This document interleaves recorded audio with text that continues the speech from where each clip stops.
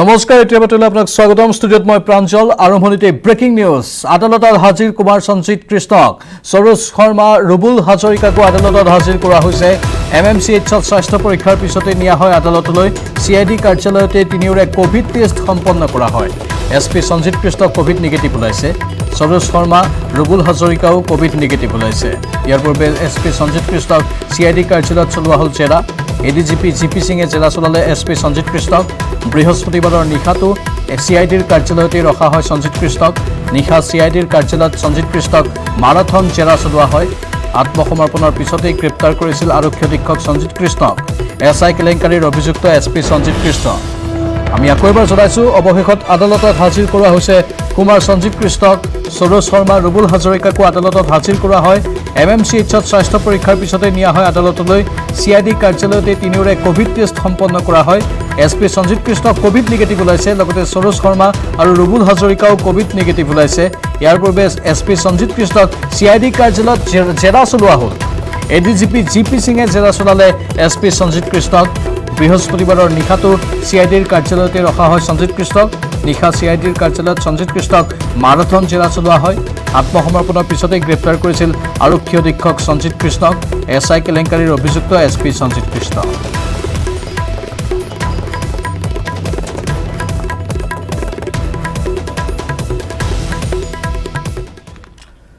আৰু সঞ্জিত কৃষ্ণৰ জেৰাত ওলাল ভয়ংকৰ তথ্য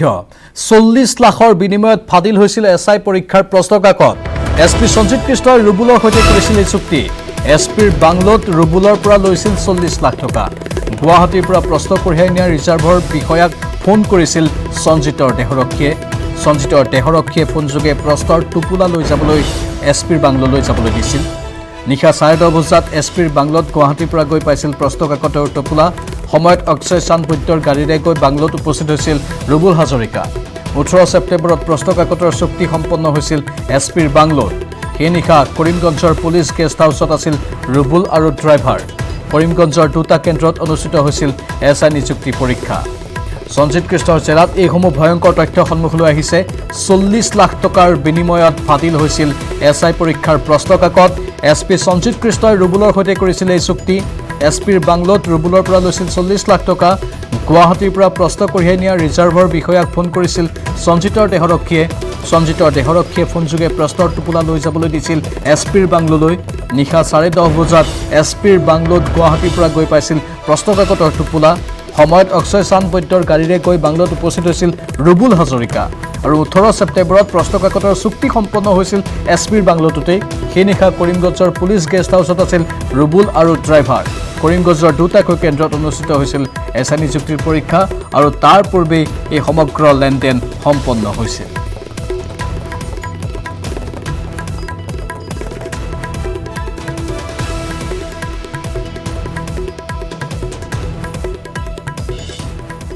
নৱেম্বৰৰ পৰা বন্ধ হ'ব মাদ্ৰাছা শিক্ষা চৰকাৰী সাধাৰণ শিক্ষালৈ ৰূপান্তৰ হ'ব এতিয়া মাদ্ৰাছা শিক্ষা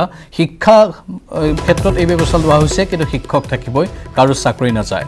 আধুনিক শিক্ষাৰ বিষয়সমূহ নাথাকিব কেৱল ধৰ্মীয় শিক্ষাহে বৰ্তমানৰ মাদ্ৰাছা নামটো গুচি সেই নামেৰেই পৰিচিত হ'ব ভংগ হ'ব মাদ্ৰাছা বোৰ্ড পৰীক্ষাসমূহ সেৱা আৰু কাউন্সিলৰ অধীনত হ'ব শিৱসাগৰত এই মন্তব্য কৰিছে শিক্ষামন্ত্ৰী ডক্টৰ হিমন্ত বিশ্ব শৰ্মাই আমি পুনৰ কৈছোঁ নৱেম্বৰৰ পৰা বন্ধ হ'ব মাদ্ৰাছা শিক্ষা চৰকাৰী সাধাৰণ শিক্ষালৈ ৰূপান্তৰ কৰিব মাদ্ৰাছা শিক্ষক থাকিবই কাৰো চাকৰি নাযায় আধুনিক শিক্ষাৰ বিষয়সমূহ নাথাকিব কেৱল ধৰ্মীয় শিক্ষা বৰ্তমানৰ মাদ্ৰাছা নামটো গুচি সেই নামেৰেই পৰিচিত হ'ব ভংগ হ'ব মাদ্ৰাছা বোৰ্ড পৰীক্ষাসমূহ সেৱা আৰু কাউন্সিলৰ অধীনত হ'ব শিৱসাগৰত এই মন্তব্য শিক্ষামন্ত্ৰীৰ নৱেম্বৰ মাহত আমি মাদ্ৰাছাসমূহক চৰকাৰী সাধাৰণ শিক্ষানুষ্ঠানলৈকে ৰূপান্তৰ কৰিম আৰু চাকৰি বাকৰি নাযায় শিক্ষকসকল থাকিবই খালি তাতে আমি যেটো ইয়াৰ লগে লগে এতিয়া বাতৰি পৰা বিদায় লৈছোঁ নমস্কাৰ এতিয়া বাতৰিলৈ আপোনাক স্বাগতম ষ্টুডিঅ'ত মই প্ৰাঞ্জল আদালতত হাজিৰ কৰা হ'ল কুমাৰ সঞ্জিত কৃষ্ণক সৰোজ শৰ্মা ৰুবুল হাজৰিকাকো আদালতত হাজিৰ কৰা হয় এমএমচিএইচত স্বাস্থ্য পৰীক্ষাৰ পিছতে নিয়া হ'ল আদালতলৈ সিআইডি কাৰ্যালয়তে তিনিওৰে কোভিড টেষ্ট সম্পন্ন কৰা হয় SP Sanjit Krishna Covid negative ওলাইছে ইফালে সৰোজ শৰ্মা আৰু ৰুবুল হাজৰিকাও কোভিড নিগেটিভ ওলাইছে ইয়াৰ পূৰ্বে SP সঞ্জিত কৃষ্ণক CID কাৰ্যালয়ত মাৰাথন জেৰা চলোৱা হ'ল ADGP GP সিঙে জেৰা চলালে SP সঞ্জিত কৃষ্ণক বৃহস্পতিবাৰৰ নিশাটো CIDৰ কাৰ্যালয়তে ৰখা হয় সঞ্জিত কৃষ্ণক নিশা CIDৰ কাৰ্যালয়তো সঞ্জিত কৃষ্ণক মাৰাথন জেৰা চলোৱা হৈছিল আত্মসমৰ্পণৰ পিছতে গ্ৰেপ্তাৰ কৰা হৈছিল আৰক্ষী অধীক্ষক সঞ্জিত কৃষ্ণক ইতিমধ্যে বহুখিনি নতুন নতুন তথ্য উদ্ঘাটন হ'বলৈ ধৰিছে আৰু শেহতীয়া যিখিনি তথ্য আছে সেই তথ্য অনুসৰি সঞ্জিত কৃষ্ণই বহুকেইটা বিস্ফোৰক ভাষ্য প্ৰদান কৰিছে CIDৰ জেৰাকালত 40 লাখ টকাৰ লেনদেনৰ কথা কৈছে যি 40 লাখ টকাৰ বিনিময়তেই এই প্ৰশ্ন কাকত ফাদিল কৰা হৈছিল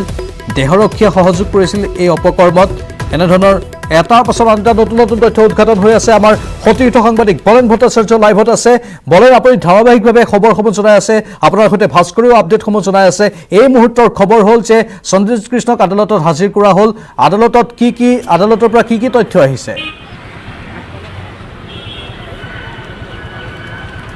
চাওক স্বাস্থ্য পৰীক্ষাৰ অন্তত আদালতৰ মজিয়াত হাজিৰ কৰা হৈছে আৰু অধিক কটকটীয়া নিৰাপত্তা বেষ্টনীৰ মাজতে আদালতৰ মজিয়াত হাজিৰ কৰা হৈছে আৰু দেখিব পোৱা গৈছিলে যে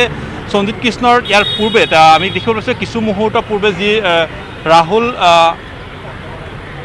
হাজৰিকাক ৰুবুল হাজৰিকাক একে সন্মুখত বহাই GP সিঙে যি ধৰণৰ এক জেৰা চলাইছিলে সেই জেৰাতে ইতিমধ্যে এটা বিস্ফোৰক তথ্য পোহৰলৈ আহিছিলে যে প্ৰশ্নকাকত ফাদিলৰ সময়ছোৱাত 40 লক্ষাধিক টকা সংগ্ৰহ কৰিছিলে আৰু 40 লক্ষাধিক টকাৰ বিনিময়তে আচলতে প্ৰশ্নকাকত মোবাইলত তুলি উঠাবলৈ দিয়া হৈছিলে আৰু সেই মোবাইলত উঠোৱা প্ৰশ্নকাকতে পৰীক্ষা গৃহ অৰ্থাৎ য'ত আচলতে প্ৰশিক্ষণ কেন্দ্ৰৰূপে গঢ় দিয়া এটা লজলৈকে লৈ অহা হৈছিলে এই সমগ্ৰ তথ্য ইতিমধ্যে স্পষ্ট হৈ উঠিছে আৰু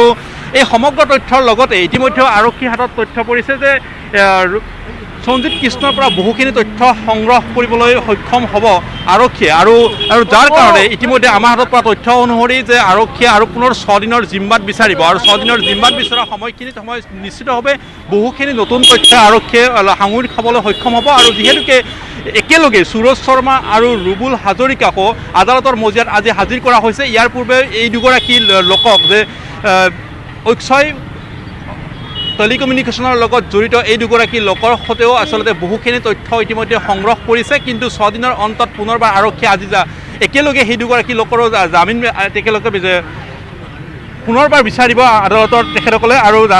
পুনৰ আৰক্ষীৰ জিম্মাত বিচাৰিব আৰক্ষীৰ জিম্মাত বিচাৰিলে নিশ্চিতভাৱে একেলগে সংগ্ৰহ কৰিব বহুখিনি তথ্যৰ হয়তো আৰক্ষীয়ে মজুত কৰিবলৈ সক্ষম হ'ব তেনে অৱস্থাত ক'ব পাৰি নিশ্চিতভাৱে এই মুহূৰ্তৰ অতিকৈ গুৰুত্বপূৰ্ণ খবৰ কিয়নো আদালতত মজিয়াত যি সময়ত হাজিৰ কৰা হৈছিলে সেই আদালতত হাজিৰ কৰা সময়ছোৱাতে আৰক্ষীৰ পৰা বিশেষ সূত্ৰৰ পৰা লাভ কৰা অনুসৰি 6 দিনৰ আৰক্ষীয়ে পুনৰ জিম্মাত বিচাৰিব আৰু যদিহে আদালতে সেয়া মঞ্জুৰ কৰে তেতিয়াহ'লে নিশ্চিতভাৱে একেলগে বহাই পুনৰবাৰ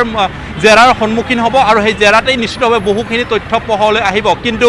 দেখিব পোৱা গৈছিলে যে এই ঘটনাৰ লগত সাঙুৰ খাই থকাৰ ইতিমধ্যে প্ৰশ্ন উত্থাপিত হৈছিলে ৰুবুল হাজৰিকাই প্ৰশ্ন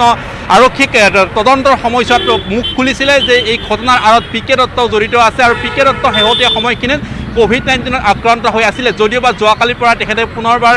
কাৰ্যনিৰ্বাহ আৰম্ভ কৰি তেখেতৰ চাকৰি যোগদান কৰিছিলে আৰু তেনে অৱস্থাত নিশ্চিতভাৱে পুনৰবাৰ আৰক্ষীৰ তদন্তৰ আওতালৈ পূৰ্ণ অহাৰ সম্ভাৱনা থাকিব কিন্তু প্ৰশ্ন হৈছে যে এই মুহূৰ্তত যে সঞ্জিত কৃষ্ণই মাথোন 40 লাখ টকা নিজৰ বাবে সংগ্ৰহ কৰিছিলে প্ৰশ্নকাকত ফাদিলৰ নামত নে আচলতে ইয়াৰ লগত এটা চক্ৰ জড়িত আছিলে যাৰ বিনিময়ত আচলতে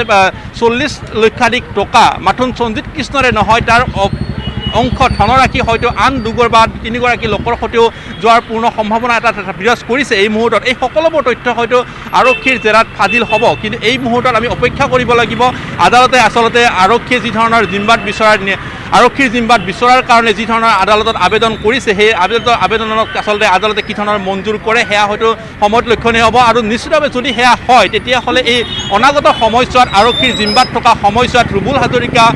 ঠিক একেদৰে সুৰজ শৰ্মাৰ যি অভিযোগত গ্ৰেপ্তাৰ কৰা হৈছিলে সেই একেই অভিযোগতে সঞ্জিত কৃষ্ণৰ গ্ৰেপ্তাৰ কৰাৰ সেই সকলোবোৰ তথ্য হয়তো নতুন মূৰ লোৱাৰ পূৰ্ণ সম্ভাৱনাই এই মুহূৰ্তত বিৰাজ কৰিছে বলেন বহুখিনি নতুন সম্ভাৱনা বিৰাজ কৰা বুলি আপুনি কৈছে লগতে আন এটা কথাও আপোনাৰ পৰা জানিব বিচাৰিছোঁ যে সঞ্জিত কৃষ্ণক আজি আদালতত হাজিৰ কৰাৰ সমান্তৰালকে PK দত্তকো কিন্তু আজি আদালতত হাজিৰ কৰা হ'ল আৰু স্বীকাৰোক্তি প্ৰদান কৰিছে PK দত্তই আদালতত আজিৰ PK জবানবন্দী ৰেকৰ্ড কৰাবলৈ আদালতলৈ অনা হৈছিল এই সন্দৰ্ভতো আপোনাৰ কিবা তথ্য আছে নেকি চাওক আজি দিনৰ প্ৰায় 11:30 বজাতেই কামৰূপ মুখ্য ন্যায়িক দণ্ডাধীশৰ আদালতলৈ লৈ অহা হৈছিলে PK দত্তক লৈ অহা হৈছিলে যিহেতুকে তেখেতক 3 দিন পূৰ্বেই তেখেতক জেললৈকে প্ৰেৰণ কৰা হৈছিলে আৰু তেখেতক 6 দিনৰ আৰক্ষীৰ জিম্মাত ৰখা হৈছিলে। সেই আৰক্ষীৰ জিম্মাত ৰখা সময়ছোৱাত কেতবোৰ গুৰুত্বপূৰ্ণ তথ্য লাভ কৰিছিলে আৰু সেই তথ্যৰ ভিত্তিত আৰক্ষীৰ 6 দিনৰ আৰক্ষীৰ জিম্মাত অন্তত জেললৈ প্ৰেৰণ কৰা হৈছিলে আৰু তাৰ পিছত পুনৰবাৰ আদালতৰ মজিয়ালৈ আজি সাক্ষ্য গ্ৰহণৰ কাৰণে পি কে দত্তক লৈ অহা হৈছিলে। তেনেই সাধাৰণভাৱে লোৱা হৈছিলে অন্য যিসকল কয়েদী আছিলে সেই কয়েদীক যি ধৰণৰ আচলতে আদালতৰ মজিয়াত হাজিৰ কৰাৰ সময়ছোৱাত লৈ অহা হয়, ঠিক একেই এখন তেনেকুৱা বাছতেই লৈ অহা হৈছিলে আৰু আদালত মজিয়াত লৈ অহা হৈছিলে দিনৰ প্ৰায় 11:30 বজাত। আৰু কিছু সময় পূৰ্বে সাক্ষ্যদান সম্পন্ন হোৱাৰ পিছতে এই আদালতৰ মজিয়াৰ সন্মুখভাগৰ পৰা এখন বাছত তেখেতক পুনৰ জেললৈকে লৈ যোৱা হৈছে হ'ব। কিন্তু প্ৰশ্ন হৈছে যে এই মুহূৰ্তলৈকে পি কে দত্ত সন্দৰ্ভত জামিনৰ কোনো ধৰণৰ আবেদন কৰা হোৱা নাই। ঠিক একেদৰে দেখিব পোৱা গৈছে আজিৰ দিনটোতে একেদৰে ক'ব পাৰি যে সুৰজ শৰ্মা বা ৰুবুল হাজৰিকাৰো যি জামিনৰ কোনো ধৰণৰ আবেদন কৰা হোৱা নাই। গতিকে ক'ব পাৰি যে আৰক্ষীয়ে এই সম্পূৰ্ণ তদন্ত এতিয়া আগবঢ়াই লৈ যোৱাৰ ক্ষেত্ৰত আৰক্ষীৰ জিম্মাত পুনৰবাৰ ল'ব আৰু আৰক্ষীৰ জিম্মাত গ্ৰহণ কৰি পুনৰবাৰ এই গোটেই সম্পূৰ্ণ ঘটনাটোৰ ক্ষেত্ৰত যে মাথোন সঞ্জিত কৃষ্ণতেই যে সম্পন্ন নহ'ব সেয়াও কিন্তু এক প্ৰকাৰ ইংগিত লাভ কৰা গৈছে। যদিওবা যদি সেয়া হয়তো স্পষ্ট হয় তেতিয়াহ'লে যদিবা আৰক্ষীৰ জিম্মাত থকা সময়খিনিত সঞ্জিত কৃষ্ণই তথ্য ফাদিল কৰে, কেতবোৰ তথ্য ফাদিল কৰে, তেতিয়াহ'লে নিশ্চিতভাৱে বহুখিনি তথ্যই আৰু নতুন মূৰ ল'ব আৰু এই ঘটনাৰ ক্ষেত্ৰত আৰক্ষী তদন্তকাৰী সংস্থাটোৰ ক্ষেত্ৰত নতুন গতিমাত্ৰা লাভ কৰি যে আৰু কেইবাগৰাকীও লোক গ্ৰেপ্তাৰ হোৱাৰ পূৰ্ণ সম্ভাৱনাই বিৰাজ কৰিব। ধন্যবাদ জনাইছোঁ আপোনাক এইখিনি তথ্যৰ বাবে। CJM আদালতৰ পৰা এই পোনপটীয়া সম্প্ৰচাৰ আমি দেখুৱাই আছোঁ। বৰ্তমান সঞ্জিত দত্তক যিহেতু আদালতত ৰখা হৈছে, আদালতত এই সমগ্ৰ গোচৰৰ বিচাৰ চলি আছে আৰু অতি সোনকালেই বহু নতুন নতুন তথ্য সন্মুখলৈ অহাৰ পূৰ্ণ সম্ভাৱনা আছে। ইতিমধ্যে আমি আপোনালোকক জনাইছোঁ এই সমগ্ৰ ঘটনাৰ সবিশেষ আৰু যিহেতু এটা কেৱল এই ঘটনাৰ সৈতে জড়িত এটা চক্ৰই নহয়, বহুকেইজন ব্যক্তি অৰ্থাৎ এটা বৃহৎ চক্ৰ, এটা বৃহৎ নেক্সাছ এই সমগ্ৰ কেলেংকাৰীৰ সৈতে জড়িত আৰু সেই বৃহৎ নেক্সাছটোৰ মুখা লাহে লাহে খোল খাবলৈ ধৰিছে। আগন্তুক দিনত আৰু বহুজন জালত পৰাৰ পূৰ্ণ সম্ভাৱনা আছে। ধুবুৰীৰ দুৰ্গা পূজাত দেখা যাব টেবলেট ইনজেকশ্যনেৰে সাজি উলিওৱা দেৱীৰ প্ৰতিমা। ইণ্ডিয়া বুক অফ ৰেকৰ্ডছত নাম সন্নিৱিষ্ট কৰা ধুবুৰীৰ এজন শিল্পীৰ এই বছৰৰ দুৰ্গা পূজাত অভিনৱ প্ৰয়াস। কৰোণাকালীন দুৰ্গা পূজাতো ৰাইজক আনন্দ দিবলৈ সঞ্জীৱ বসাক নামৰ শিল্পীগৰাকীৰ ব্যতিক্ৰমী চিন্তা। পেছাত চৰকাৰী চাকৰি কৰা শিল্পীগৰাকীয়ে বিগত 6 মাহে কৰি আছে ক'ভিড ডিউটি। কৰোনাৰ বিৰুদ্ধে যুঁজ দি যোৱা শিল্পীগৰাকীয়ে অৱসৰৰ সময়ত সাজি উলিয়ালে ব্যতিক্ৰমী দেৱীৰ প্ৰতিমা। ম্যাদ উকলা হাজাৰ হাজাৰ টেবলেট, কেপচুল, ইনজেকশ্যন আদিৰে প্ৰায় 2 মাহ ধৰি নিশা কাম কৰি প্ৰায় অন্তিম পৰ্যায়ত উপনীত হৈছে সঞ্জীৱ বসাক। শিল্পী সঞ্জীৱৰ আশা, ক'ভিড প্ৰট'কল মানি ধুবুৰী চহৰৰ যিকোনো এখন দুৰ্গা মণ্ডপত তেওঁৰ এই শিল্পকলাই স্থান লাভ কৰিব। ইতিমধ্যে ধুবুৰী আৰক্ষী ছাউনীৰ দুৰ্গা পূজা কমিটিৰ লগত শিল্পীজনৰ প্ৰাথমিক কথা বতৰা আৰম্ভ হৈছে। অধিক জনাব আমাৰ সতীৰ্থ জ্যোতিৰ্ময়ে। মোৰ হাতত যে টেবলেটবোৰ দেখা পাইছে, এই টেবলেটবোৰ খোৱাৰ বাবে নহয়, এইবিলাক মেদ উকলা টেবলেট। আৰু সেই মেদ উকলা টেবলেটেদি ধুবুৰী এজন শিল্পী সঞ্জীৱ বসাকে এক ধুনীয়া দুৰ্গা প্ৰতিমা তৈয়াৰ কৰিছে। তেওঁ প্ৰতি বছৰে কিবা না কিবা নতুন প্ৰচেষ্টা কৰে, কোনোবাৰ পেলাই দিয়া সামগ্ৰীৰে, কোনোবাৰ লাইটৰ তাৰেৰে, কোনোবাই দিয়া চলাৰ কাঠিৰে, কোনোবাই মৰা পাতৰে বা কোনোবাৰ হয়তো তেওঁ থাৰ্মকলৰেৰে প্ৰতিমা নিৰ্মাণ কৰে। এইবাৰ কিন্তু যি প্ৰতিমা আপোনালোকে দেখা পাইছে, এই প্ৰতিমা এক অভিনৱ প্ৰয়াস তেওঁ কৰিছে। টেবলেট ইনজেকশ্যন, আচলতে বিভিন্ন ৰঙৰ টেবলেট, তাৰ আমি এটা বস্তু দেখা পাইছোঁ, ইয়াৰ ভিতৰত বগাৰ ব্যৱহাৰটো খুব বেছি তেওঁ কৰিছে, কাৰণ দেৱী দুৰ্গাৰ বস্ত্ৰৰ ক্ষেত্ৰত তেওঁ হালধীয়া ইনজেকশ্যনবোৰ ব্যৱহাৰ কৰিছে, ৰঙা টেবলেটবোৰো তেওঁ বিভিন্ন ঠাইত ব্যৱহাৰ কৰিছে আৰু দেৱীৰ মুখমণ্ডলত তেওঁ হালধীয়া টেবলেটবোৰ ব্যৱহাৰ কৰিছে। বিভিন্ন ধৰণৰ মুকুটত বিভিন্ন কালাৰৰ টেবলেট আৰু ইনজেকশ্যনৰ যি আচলতে ভাইলবোৰ থাকে, সেইবিলাক ইনজেকশ্যনৰ যি কিবোৰ থাকে সেইবিলাক ব্যৱহাৰ কৰিছে আৰু এক সুন্দৰ, বৰ্তমানে আমি আমাৰ কামবচন ৰাজম আপোনাক দেখুৱাইছে এই দৃশ্য, সমগ্ৰ দৃশ্য যদি আমি দেখিবলৈ যাওঁ, মহিষাসুৰৰ যদি মহিষৰ মুখখন চাব যাওঁ, কলা, আচলতে তাত কলা টেবলেট ব্যৱহাৰ কৰিছে, ইয়াত কোনো ৰঙৰ ব্যৱহাৰ হোৱা নাই। এই বছৰ এক অভিনৱ প্ৰয়াস কৰিছে সঞ্জীৱ বসাকে আৰু ধুনীয়াকৈ তেওঁ এই প্ৰয়াস কৰিছে আৰু এই প্ৰয়াস যথেষ্ট পৰিমাণে তেওঁ সফল হৈছে। আৰু ইতিমধ্যে বিভিন্ন কমিটিৰ লগত, পূজা কমিটিৰ লগত কথা বতৰা চলি আছে। ধুবুৰী পুলিচ আৰক্ষী ছাউনীত যি দুৰ্গা পূজা কমিটি, তেওঁলোকৰ লগত কথা বতৰা চলি আছে। আমি সঞ্জীৱ বসাকক সুধিম, সঞ্জীৱ, ধুনীয়া লাগিছে আপোনাৰ এই কনচেপ্টটো এইবাৰ। ইয়াৰ পূৰ্বে আপুনি বহু ধৰণৰ বনাইছিল, কি বনাইছিল ইয়াৰ পূৰ্বে? ইয়াৰ পূৰ্বে মই ৱেষ্টেড যিটো ইলেক্ট্ৰিকেল ৱায়াৰ হয় এইটোৰ ওপৰতে বনোৱা হৈছিল লাষ্ট ইয়াৰত। তাৰ আগতে মই DSLR কাঠিৰে বনোৱা হৈছিলে। তাৰপিছত যিটো পানী খাওঁ 1 লিটাৰৰ বটল, 1/2 লিটাৰ, এইটো দি মূৰ্তি বনাইছিলোঁ। তাৰ ওপৰতে বাঁহৰেদি আমি সৰস্বতী মূৰ্তি বনাইছিলোঁ। আৰু থাৰ্মোকলেৰে 2-3 বাৰ বনোৱা হৈছিল বিভিন্ন ষ্ট্ৰাকচাৰৰ সেইবিলাকতো কোনোবা ঠাইত আৰু আমি দেখিছোঁ কিন্তু টেবলেট বা ইনজেকশ্যন এইটো কেতিয়াও দেখা নাই এই কনচেপ্টটো কেনেকৈ আহিল বা কেনেকৈ তোমাৰ মনত আহিল ফটককৈ কেনেকৈ এইটো বনাব পাৰি মানে প্ৰতি বছৰে মানে এটা মানে নতুনত্ব মানে কৰি দেখুৱাৰ কাৰণে ধুবুৰীবাসী ৰাইজক দেখুৱাৰ কাৰণে মই এটা চেষ্টা কৰোঁ এই বছৰ যেহেতু বেলেগ কিবা বস্তু পোৱা নাই বোলে মানে আমি চিন্তা চৰ্চাটো এইটোৱে আহিছে যেহেতু কোভিডৰ ডিউটি কৰি আছিলোঁ ৰাতে দিনে যেতিয়া পৰিশ্ৰম কৰি আছিলোঁ তেতিয়া চাই আছিলোঁ যে বহুতৰ পেটৰ প্ৰব্লেম ইহৰ প্ৰব্লেম হয় মেডিচিন লৈ চবৰে হাহাকাৰ মেডিচিন বহুতে ষ্টক কৰি আছিলে ঘৰতে কেতিয়াও কোনোবা জ্বৰৰ মেডিচিন কোনোবা পেটৰ বেছৰ মেডিচিন কোনোবা ডায়েবেটিছৰ মেডিচিন এই মেডিচিনৰ লাইনবিলাক কণ্ট্ৰল কৰাতে বহুত টাফ হৈ আছিলে আমাৰ কিছুমান এৰিয়াত তেতিয়া মই ভাবি আছিলোঁ যে এই মেডিচিনবিলাকতে কিছুমান এটা ৱেষ্টেজ ওলায় মানে এক্সপেৰি ওলায় এই এক্সপেৰিবিলাক কি কৰে এইবিলাকে বহুতে ক'লে যে কোম্পানী লৈ লয় কিছুমানে ডাষ্টবিনত দি দিয়ে আৰু এইবিলাক কিছুমান মানে আমাৰ ইনবেলেঞ্চ হয় ছ'চাইটিৰ মানে ফেলোৱা মেডিচিনবিলাক বহুত মানে ল'ৰা ছোৱালী সৰু ল'ৰা ছোৱালী এইবিলাক কালেক্ট কৰি থাকে মই কৈছোঁ যে এইবছৰ মই কিছুমান মেডিচিন মানে ছ'চিয়েলৰ পৰা পেলাই দিয়া মেডিচিনটো মই কামত লগাম সেই কামত লগাৰ মানে আইডিয়াটো চিন্তা চৰ্চা কৰি মই এইবাৰ ভাবিছোঁ যে এইবাৰ মেডিচিন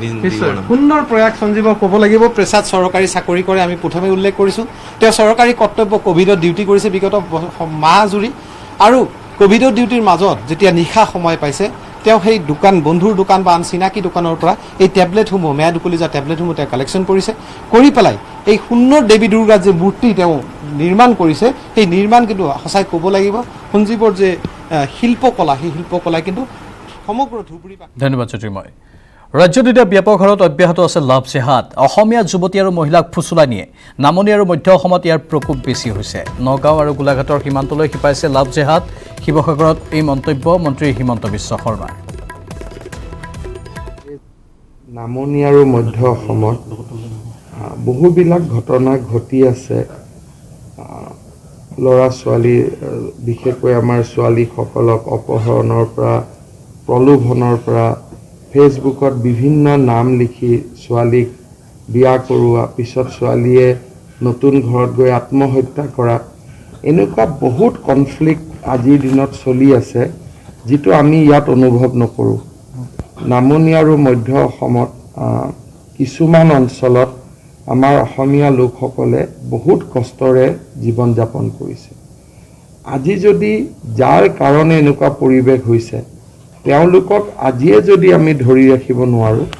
এই পৰম্পৰাটো আগুৱাই গৈ থাকিব সেইকাৰণে আমি ভাবোঁ যে ৰাজনীতি বা আন কথা দূৰত থৈও আমাৰ জাতীয় জীৱনৰ আচল সমস্যাবিলাক মানুহে আলোচনা কৰিব লাগে আজি যোৱাকালি CNN 18ৰ নিউজ এটা ওলাইছে যে কেনেকৈ ছোৱালী এজনী